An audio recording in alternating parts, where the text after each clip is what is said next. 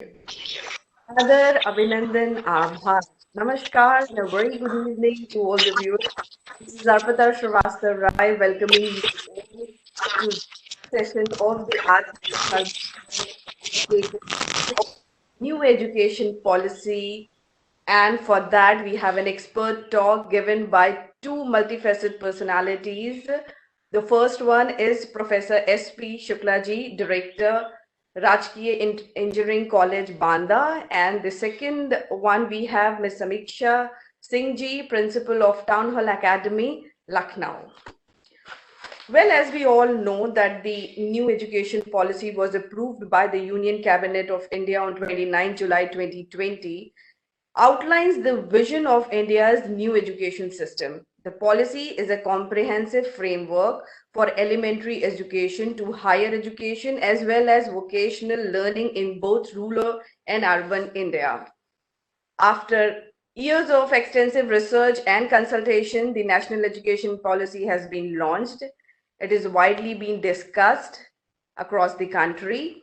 People from different walk of life are practicing in a healthy debate and on the same, and that's with that intention, we also, the Atmanirbhar Bharat or vocational learning also feels the need for that, and that's how we are all over here for this session on an academic experts talk on the new education policy.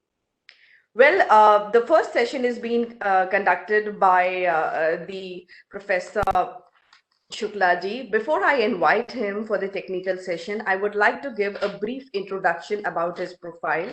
Kindly allow Sir to give you a brief introduction.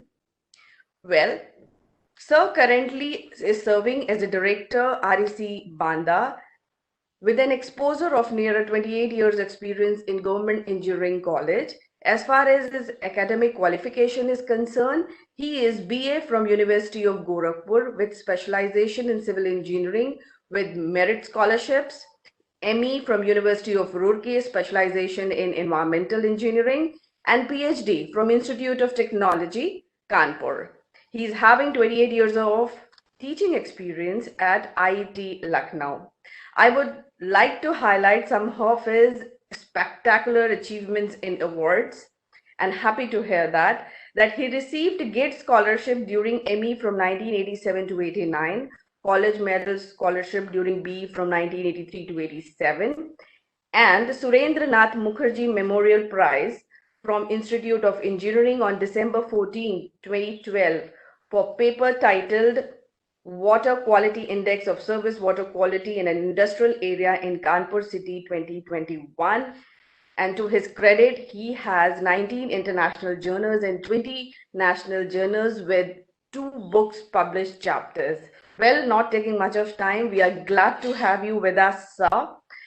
And now I would like to invite the convener of the Atmanirbhar Bharat, Mr. Pradeep Singh, to give a brief outlook about our events and sessions. Over to you, Pradeep ji.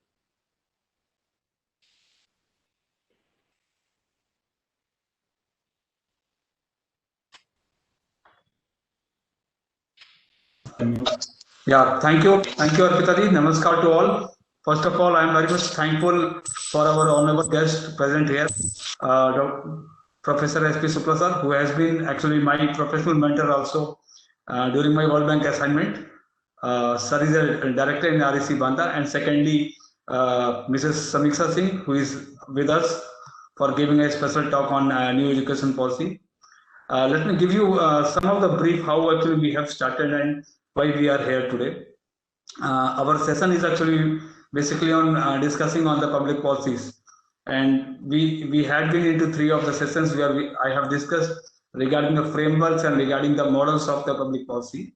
So from today onwards, we will be discussing all those policies, the 23 selected policies, and because education is the actually backbone of country for career per se also, and also for the social development and the national development, and that is why we choose national education policy to discuss first on the floor. And we have an eminent speaker, of course, Shukla sir and Samiksha ji. So regarding the today's schedule, sir will be taking his first session, and thereafter Samiksha Singh will be taking the session. In between the session, I will give some of the framework on the public policy. some of the framework which actually Samiksha Singh will be discussing on the same. And on the later stages, we will discuss the whatever the queries or the questions among our guests also and among our other mentors also. So not taking much of the time, I request Arpita ji to actually take the floor, and I invite her to take the session. Thank you. Namaskar. Thanks a lot, Pradeep. Very well said. And now I would like to quote a very famous quote with the visionary Dr. Abdul Kalam when he used to say, "The purpose of education is to make good human beings with skills and expertise. Enlightened human beings can be created by teachers. Changes in the education policy is a major way to provide the nation better student, professionals, and better human being." So here, let me have the privilege and honor to invite our guest, Professor S.P. Shuklaji. Welcome, sir, on the ANB platform. Thank you, Pradeep ji and Arpita ji. It is my pleasure that I have been invited here to just discuss about the new education policy.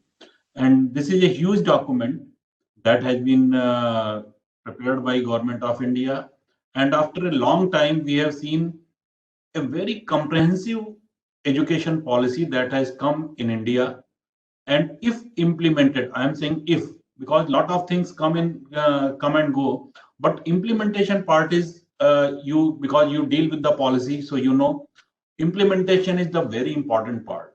So if it is implemented, naturally it will be a game changer for India, game changer for the people living in this country, game changer for students and faculty as well. It has each and everything that any student or any faculty can wish that there should be this thing. Presently, what is happening, we all are having lot of regulatory bodies, lot of regulations are there, but again, problem is with the implementation. I don't see any of the educational institute in India, particularly I'm saying for technical education, because I'm in technical education at IIT Lucknow and here for 3 years at REC Bandha. There are regulations, but again the problem is with the implementation. Like every institution is lacking with the faculty. Although clear-cut guidelines for recruitment are there, clear-cut guidelines for selection procedure is there, but due to delay, we are not able to fill the process because of one hurdle or other hurdle.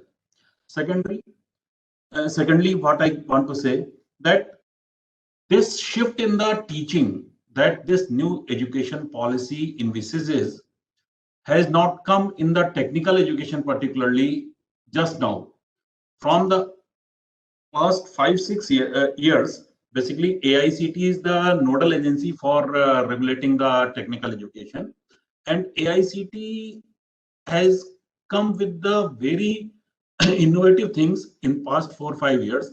Like earlier, when I was studying, there were around 240 credits of teaching.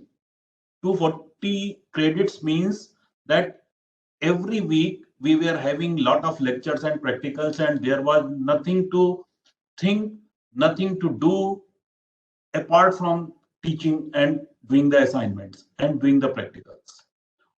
So 240 credits have been reduced gradually in last 4-5 years, and now it has become only 160.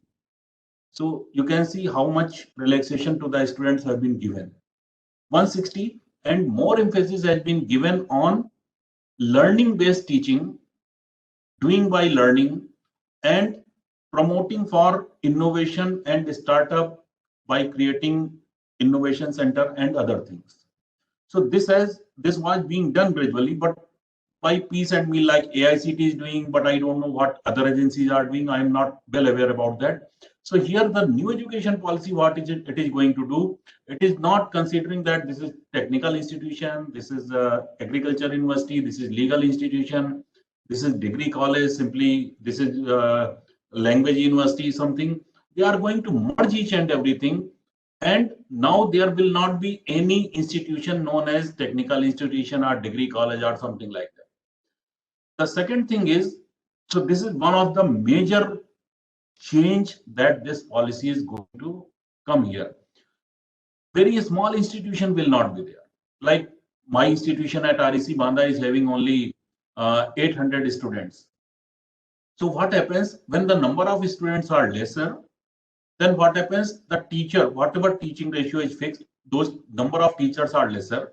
But what happens in any institute? Administrative responsibilities are fixed. One has to be warden, one has to be dean, one has to be controller of examination, one has to be DSW, and lot of whatever activities are there. Either there are 800 students or there are 8,000 students. The responsibilities are there. So what happens once the number of students are more? Naturally, what is going to happen? That faculty will be more, and once faculty is more, responsibilities will remain same, either 800 or 8,000. But what will happen? More and more faculty will be available for guiding the students for more time, because number of responsibilities are lesser and they can be given on rotational. So every faculty will not be busy. So this is one of the things that this policy envisages, that minimum student strength should be around 3,000. And third major thing that this policy has brought, I'm just giving the outline. I will do the presentation quickly later on. So I will confine to my time. Third is the multiple entry and exit. What happens, like here students in engineering, I always will give the example of engineering because Samiksha will be giving an example for others. Dr. Samiksha will be giving example for others. Here what happens, suppose diploma holder is coming to the engineering after completing his diploma in directly second year under lateral entry. So what happens, based on diploma education, if the student is able to get the job, then what happens, if he is not able to complete second year, third year and final year, he is unable to get BTech degree. But here what this policy is saying, that if he is completing 1 year, he will be getting certain certificate, certain diploma for 2 years, and if he completes entire 3 years, he will get the degree. And so every student will be given a type of bank, credit bank type of thing, where he will put everything that he is earning on credit, and based on this credit, in future he can take in admission at any other place. So this is the flexibility, academic flexibility that has been given, although for namesake, choice-based credit system is still implemented in engineering in our AICT curriculum. But that is nothing but just a type of electives. We have given a list of electives, and from that we are selecting.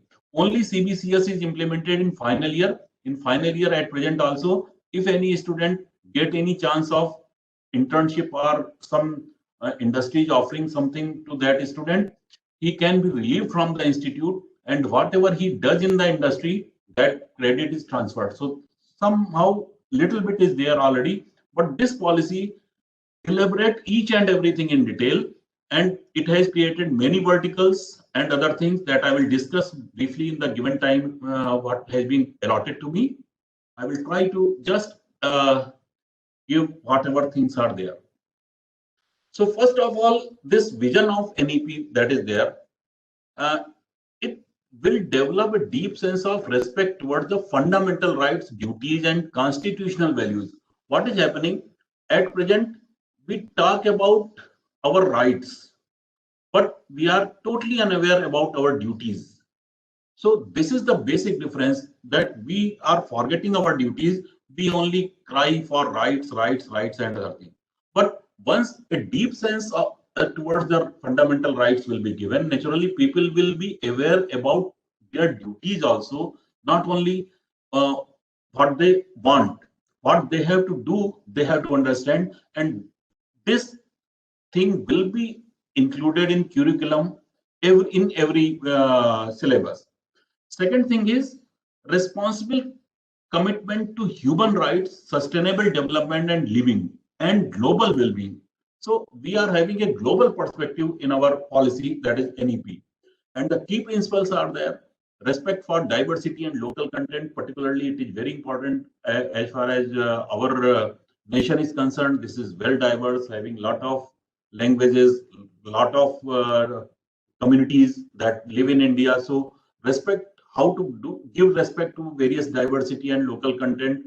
Equity and inclusion, again very much similar to diversity and local content. The third one is community participation. Wherever we are there should be participation of the community.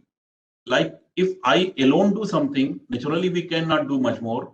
But if the nearby community is involved in that process, naturally we can do much more and within lesser time. Use of technology. Now, this COVID-19 has given a lot of exposure to the new technologies. We are at our homes and still we are connected. So naturally, now this online platforms which have been developed, they will be part of our life now. So whatever education system or whatever thing will come, they will be using the technologies, and naturally this will be the combination of offline and online. And using the technology, what we have to do, we have to remove the language barrier, because very easily using these platforms, we can translate the things. For Divyang student, each and every institute has to have certain things so that he can understand the things even in the normal institution. Conceptual understanding is more important. That what we say, that whatever education we are giving, this is not just for clearing the examination. Naturally, understanding the things are more important. Like what we do at present, from primary to even degree, we are teaching the students about environment. Simple thing, because I'm expert of that one, so I'm saying this one. But what is happening? Student is just making the project, learning the environment definition and whatever things for clearing the examination, but does not inculcate any values with him. Even Prime Minister has to focus or emphasize from the Red Fort about Swachh Bharat Abhiyan. Everybody is knowing that one.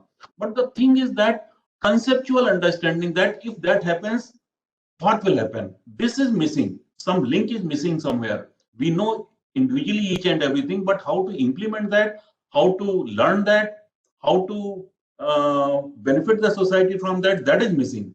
The unique capabilities, this is again very important. Every individual is having certain unique capabilities. We should not judge only from the percentage of marks or what is his qualification. Even even primary educated person can be a very good farmer, very good innovator, and can benefit the society a lot. So this unique capability, everybody is having unique capability. Only thing is to identify them. And for that, teachers also have to be trained. They have to be identified.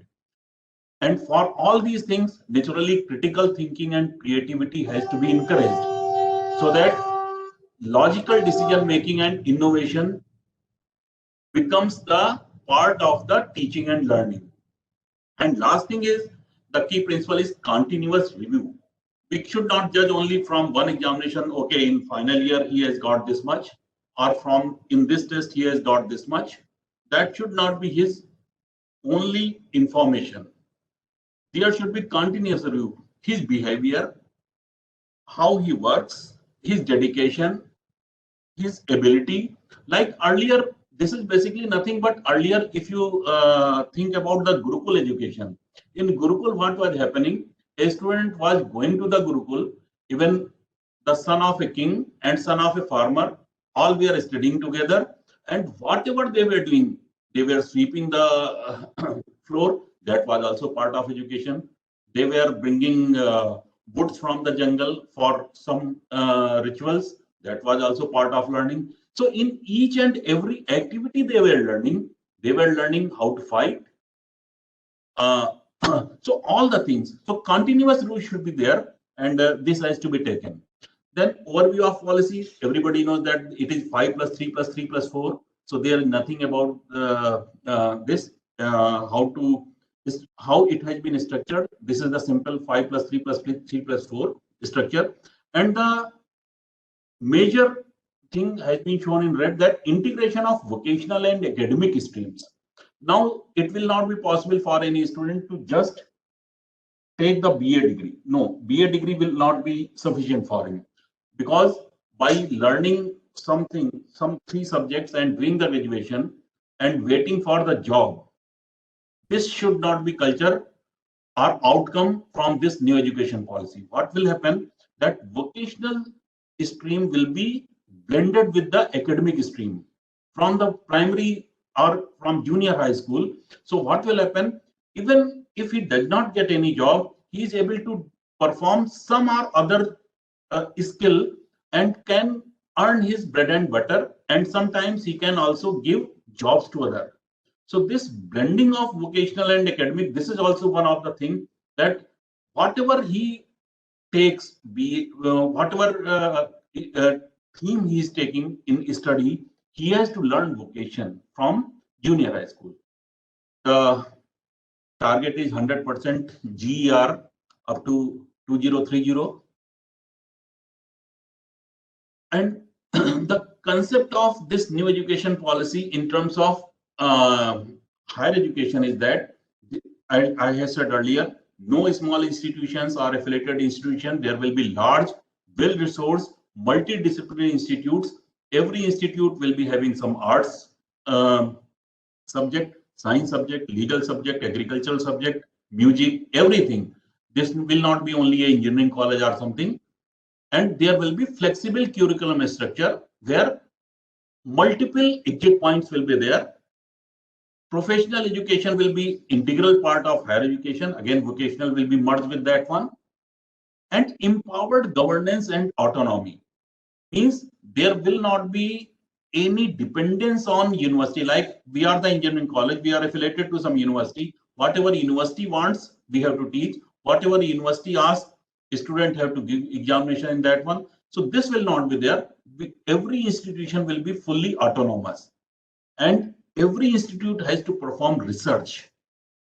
Abhi to, till now, what we say that okay, we are a teaching institution, why should we do research? But now National Research Foundation will be there, and each and every college that will be there has to do some or other research.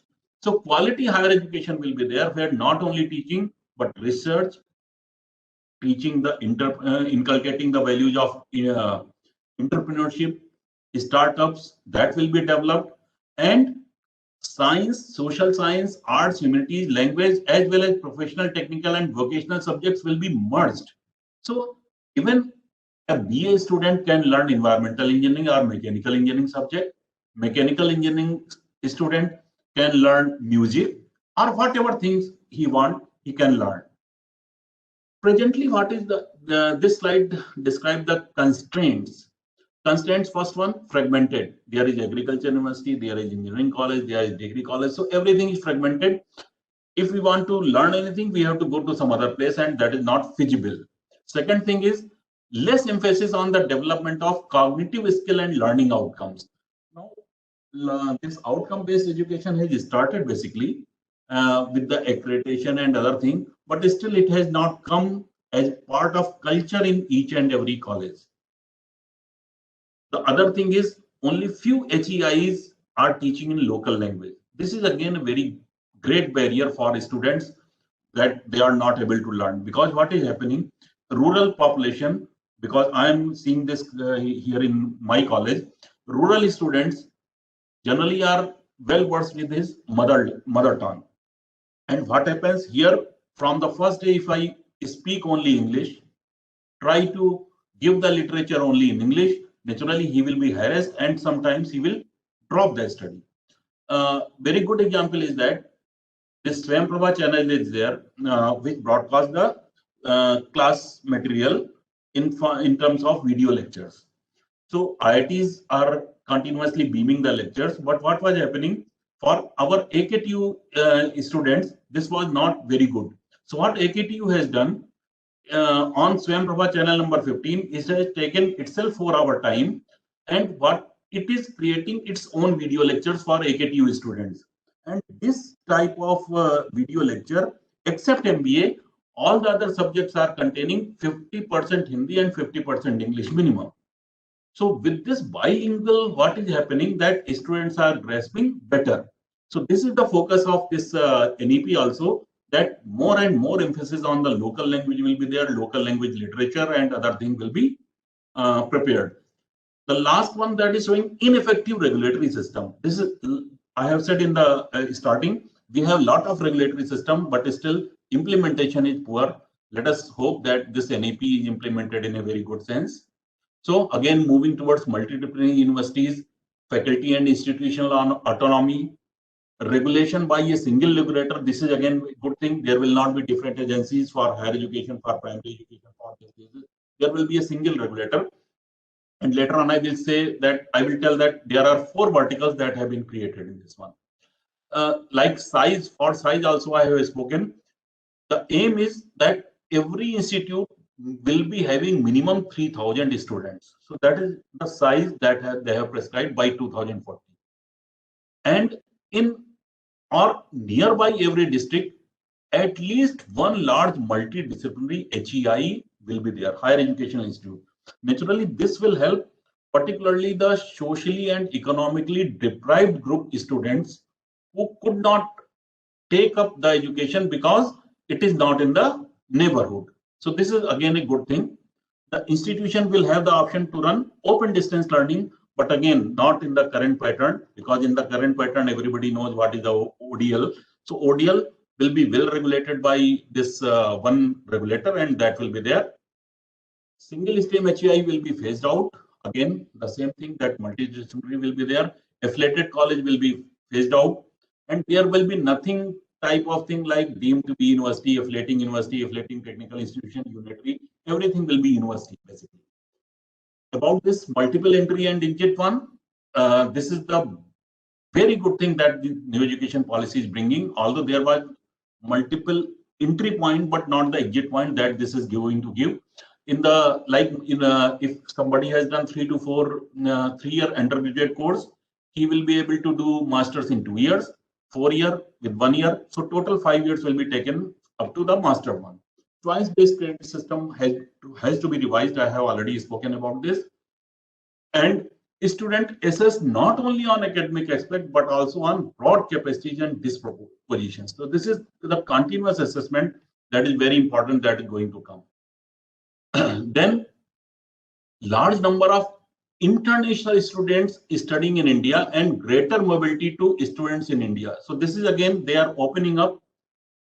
Till now, only the Indian students who are going abroad to just learn. Now, foreign universities will be offered to open their campus here. Naturally, good one, top 100 or so.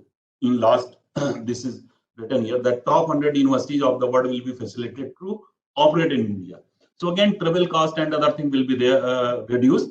Teachers and faculty exchange will be there. Again, this will be helping in globalization of the education.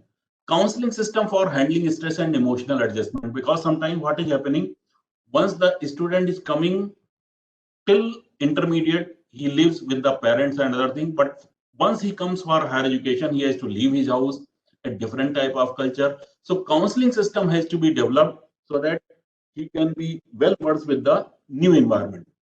And naturally, efforts have to be made to incentivize the merit of students belonging to our socially and economically deprived groups, SC, ST, and OBC. Then presently, what is happening, there are a lot of things like Shiksha Mitra, ad hoc teacher, contractual appointment. Everything will be stopped. This new education policy is saying this is very good, because in this ad hoc contractual appointment, very lesser emoluments were there, and because of that, good stuff was not coming. So that will be a very good thing. Enhancing the gender balance and the SEDGs. This is the major emphasis has been given in this new education policy, that how this type of discrimination towards the economic region or caste region or gender region, this has to be stopped. So basically, lot of mechanism will be formed in the institution so that such type of things are not there. Then for this, what they have proposed, that more financial assistance and scholarship should be there, so that socially deprived students can be attracted for this higher education, resulting in higher GER. We have to increase the employability potential also. And one more thing is that there is provision of developing the bridge course. This bridge course is nothing but basically, in IIT, this type of culture is already there, that once a student who is not very good in study before taking him in first year, IITs are running some mentoring classes or bridge courses. And after completion of those bridge courses only, he is going in first year. So what happens?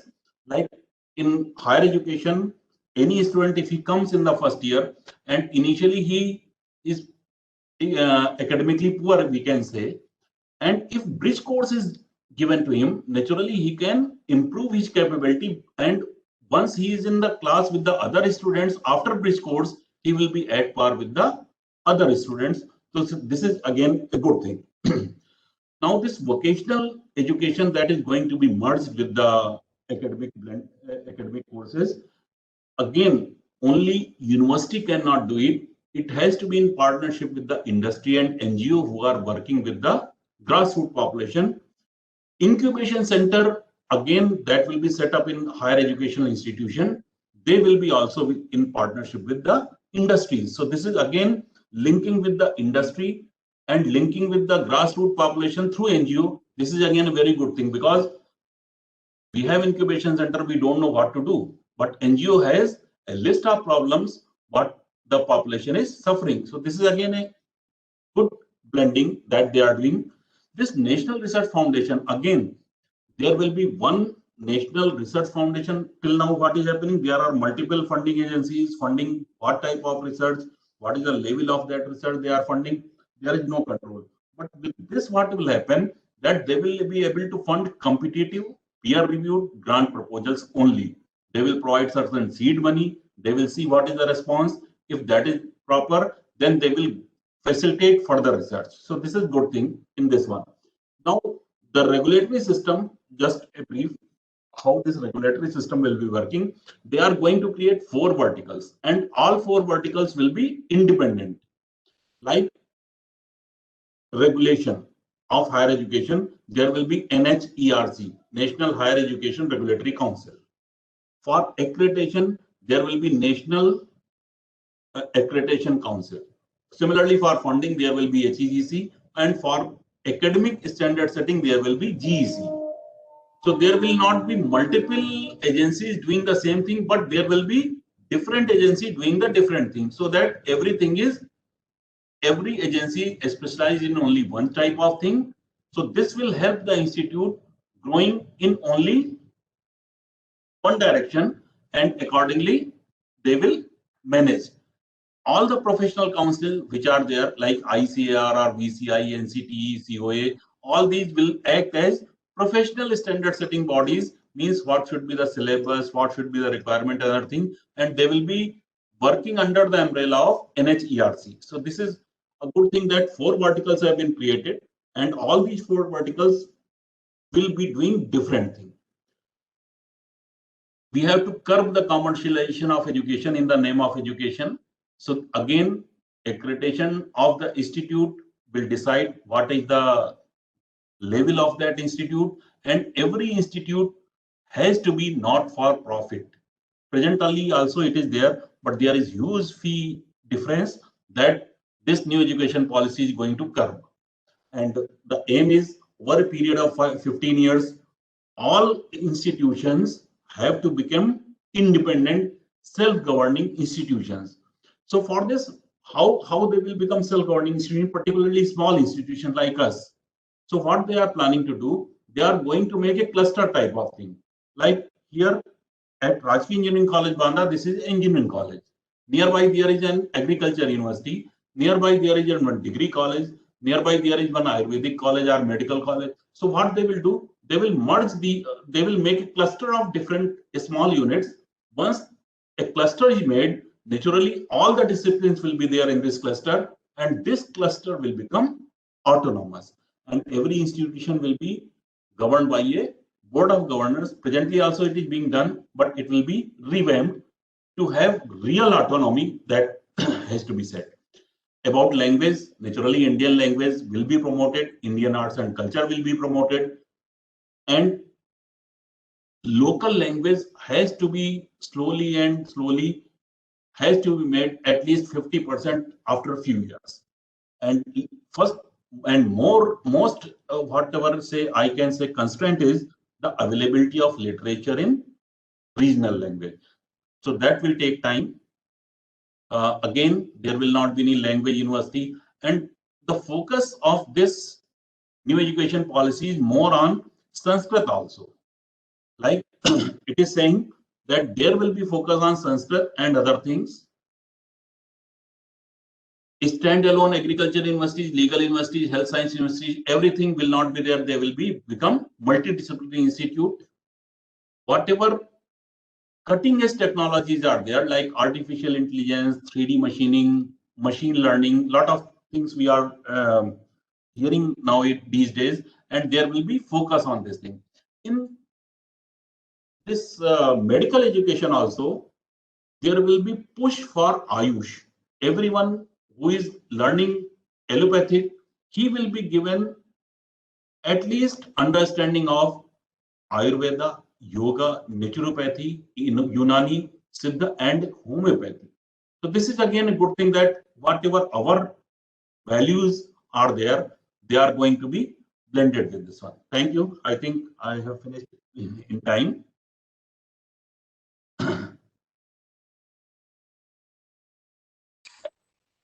I must say it was really an insightful information, sir, that you have shared. And I really, my wholehearted thanks to you for being our resource person. And I really appreciate, sir, taking out your precious time from your busy schedule for us. And now I would request my IT team. We would like, I, on behalf of the Atmanirbhar Bharat, would like to facilitate, sir, and would present a certificate of appreciation. Can I request our IT team to please present that certificate to sir as a gratitude from all of us? Thank you. Thank you. I wish to express our gratitude to our sir for being with us, and your presence and the information that you shared is a source of engagement for all of us. We raise our hearts in gratitude and thank you once again for being with us. As you know, that national education policy will set the foundation for our 21st century India. We have given extra impetus to this national policy for ensuring that it makes Indian more empowered and easily attractive to opportunities. We are moving to a new era where an individual will not only have a professional approach, but it will have a holistic approach too. This will continuously lead to reskill and upskills, and we have kept this in a continuous while formulating this new education policy. Now I would like to invite for our second technical session Ms. Samiksha Singh for an expert talk on the academic on the new education policy.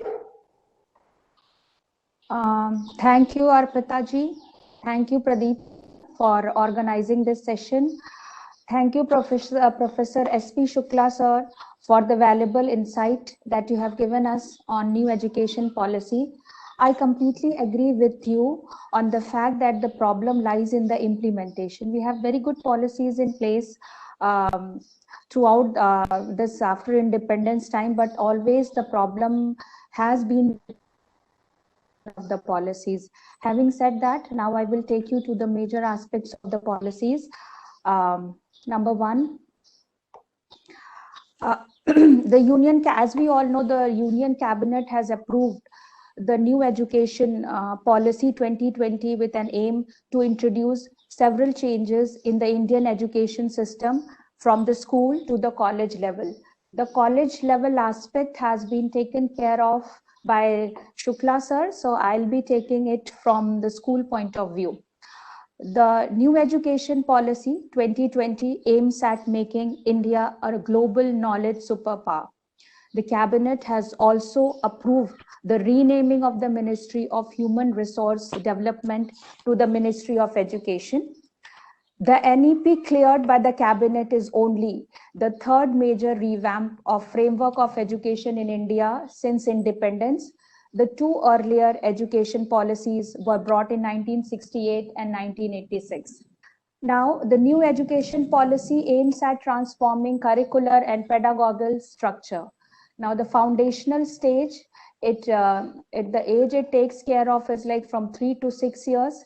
3 years of pre-primary education, that is nursery, junior KG, senior KG, and ages 6 to 8, that takes care of 2 years in primary school in grade 1 and 2.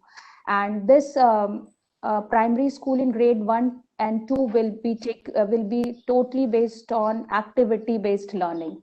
Second is the preparatory stage, that covers ages from 8 to 11 and 3 years total, grade 3 to 5, and it is like totally focused on play, discovery, and activity based interactive class learning.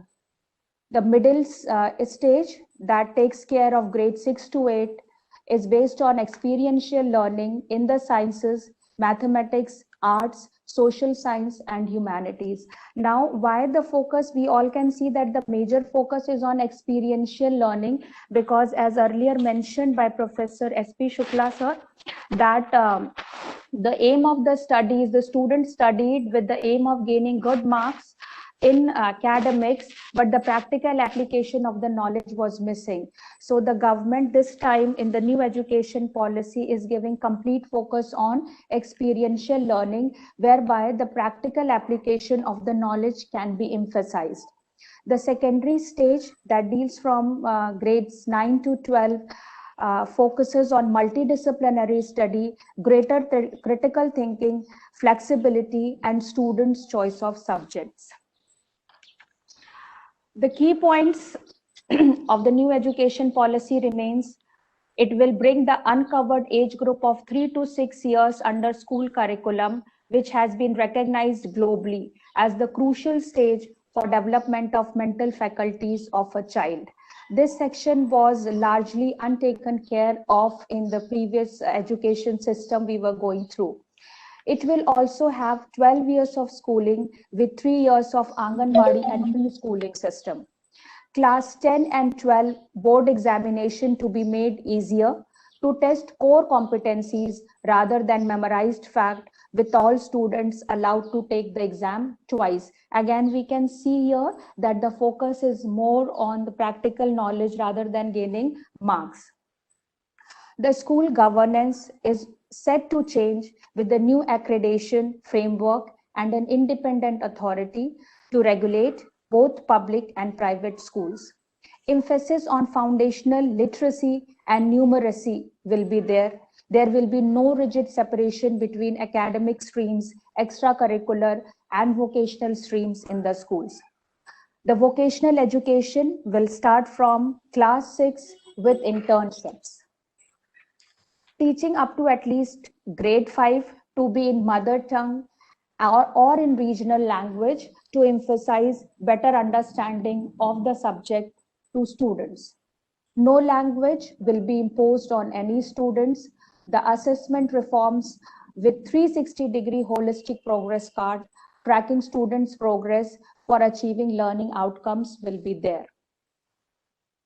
After this, a new and comprehensive national curriculum framework for teacher education, that is NCFTE 2021, will be formulated by the National Council for Teacher Education in consultation with National Council of Educational Research and Training, NCERT. By 2030, the minimum degree qualification for teaching will be 4-year integrated BA degree. Now, coming back to the PFACTS policy framework of NEP, just to assess how this policy will be feasible under different heads, P being politically acceptable, F being financially acceptable, A being administratively doable, C being culturally workable, T is technology driven, and S being socially acceptable. Now, politically acceptable, the Union Cabinet chaired by Prime Minister Modi has already approved the NEP 2020 on 29th July 2020. The policy will replace the 34-year-old National Policy Education 1986. NEP will provide pillars like quality innovation and research, which will help India become superpower. Financially acceptable, in higher education, gross enrollment ratio to be raised to 50% by 2035 and 3.5 crore seats to be added in higher education.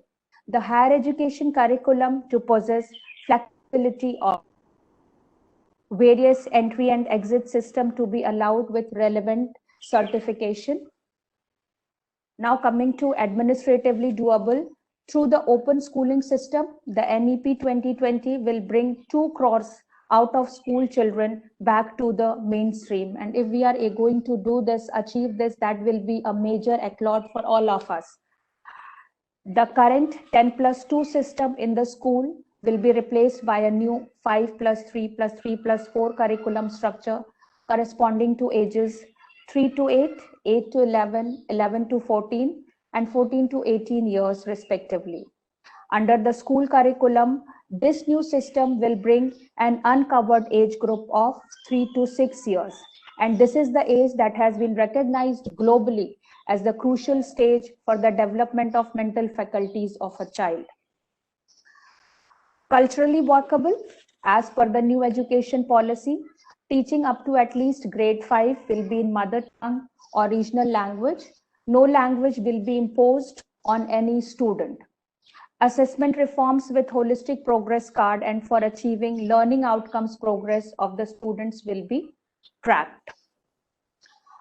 Technology driven, to facilitate transfer of credits, the academic bank of credits will be established for fostering a strong research culture, building research capacities across higher education. National Research Foundation will be created as an apex body. Higher Education Commission of India will be set up for entire higher education, excluding medical and legal education. It will be a single overarching umbrella body. In 15 years, affiliation system to be phased out with graded autonomy to colleges. The Higher Education Commission of India will have 4 independent verticals, namely National Higher Education Regulatory Council for regulation, General Education Council for standard setting, Higher Education Grants Council for funding, and National Accreditation Council for accreditation. Now coming back to socially acceptable aspects of the policy. As per the new policy, there will be 12 years of schooling with 3 years of Anganwadi and preschooling system.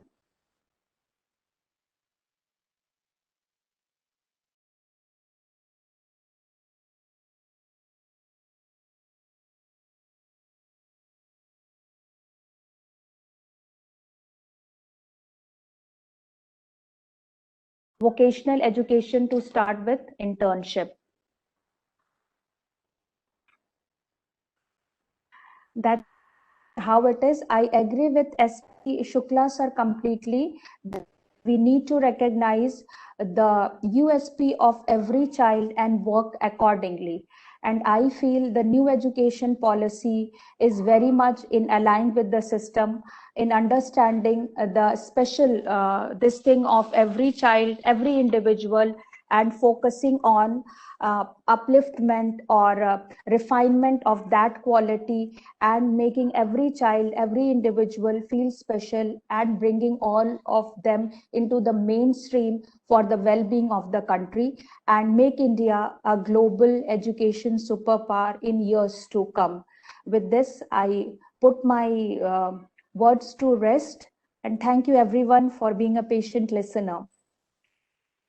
Thank you. Thanks a lot, Samiksha ma'am. And I would request, as Pradeep ji was unable, so I take the ownership. I would like to tell our viewers a little brief profile of Ms. Samiksha Singh. So allow me to give her a brief introduction, please.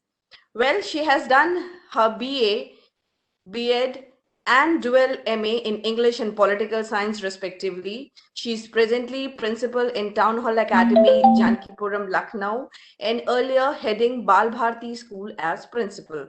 Additionally, she is heading her NGO named Asra in Lucknow and also heading the elementary education designation for A and B team.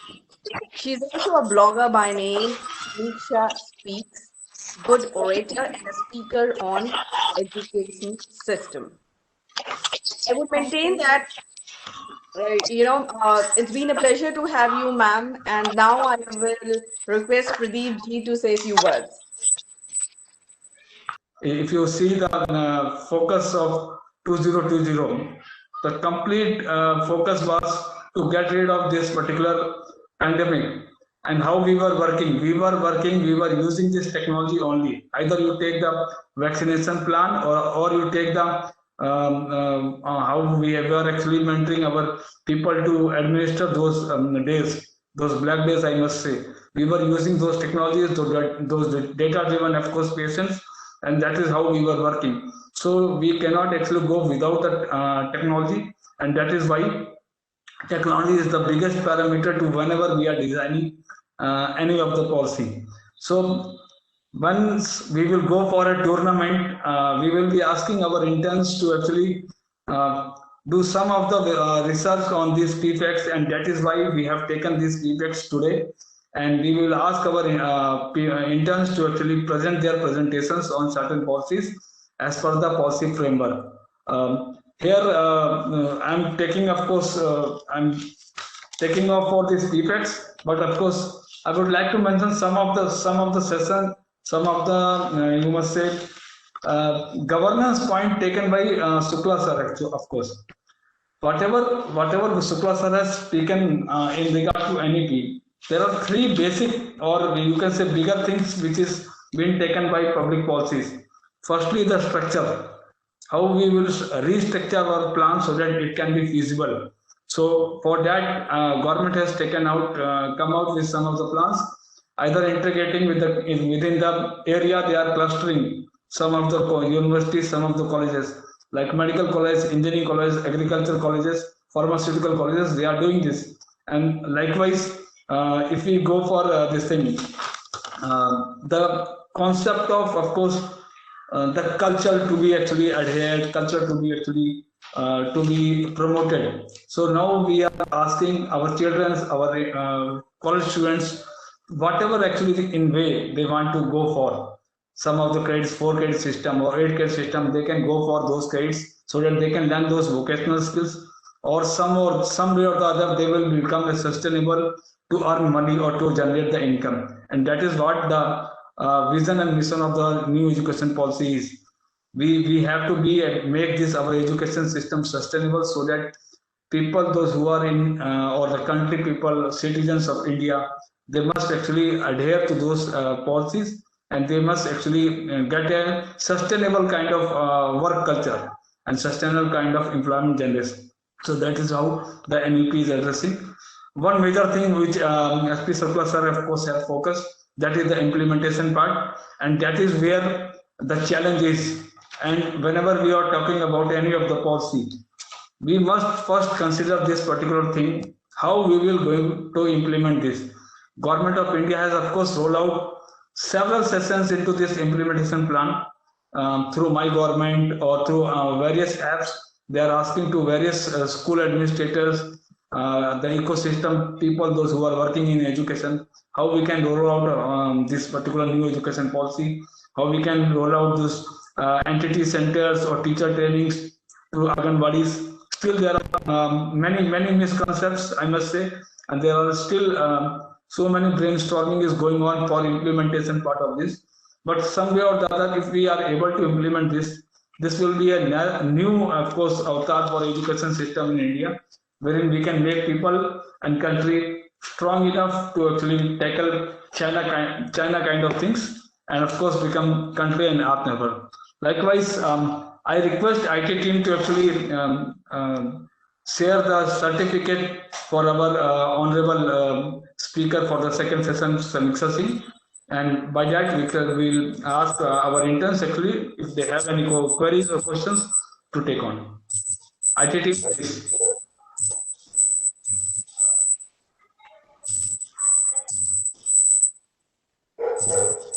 Thank you, Samiksha ji, for thank you so much, sir. Such a nice session. And Thank you so much, sir. Sorry. Thank you. Thank you. Thank you so much, sir. Now I request if anyone is having any of the queries in regard to our today's session, please let us know, or else we will move on to go for a closing ceremony so that we can close for the Pradeep, I want to Yes, say sir. one thing, that you should study why present regulations are not being able to implement, why government is not able to implement. What are the hurdles? If we work on those hurdles and list those hurdles, I think removing those hurdles in implementing the new policy will be a big achievement for us. So I think we should list down the what are the hurdles basically in present regulation that is being implemented. Yes. That could not be implemented. Whenever we should actually, whenever we are thinking for any of the implementation, policy implementation, we should first think of the impediments actually, what all the impediments are and how we can actually address those impediments and challenges. Some way or the other, we have to actually involve all the stakeholders into that, and that union government Will be something of that sort. Okay, ma'am. I got it. Okay. Thank you, ma'am. Thank you so much. My pleasure, ma'am. My pleasure. Any other queries?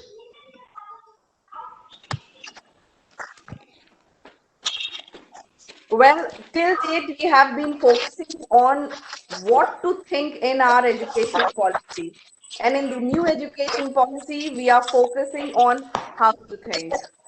This is an avalanche of information in this digital era, and thus we are trying to filter out what not needed. How can our youth think critical and innovative unless we ensure a purpose in the education system, unless they can be passionate? The 5+3+3+4 structure moving forward from 10+2 structure is a step in this direction. Hereby, once again, I'm thanking all our resource persons, Professor S.P. Shukla ji and Ms. Samiksha Singh, for being with us, and our viewers for being so patiently listening to all of us. See you with yet another session. Till then, goodbye, take care, and be safe and healthy. Thank you. Thank you so much, ma'am. Thank you so much, sir, and all the listeners. Thank you, Shukla sir. Thank you.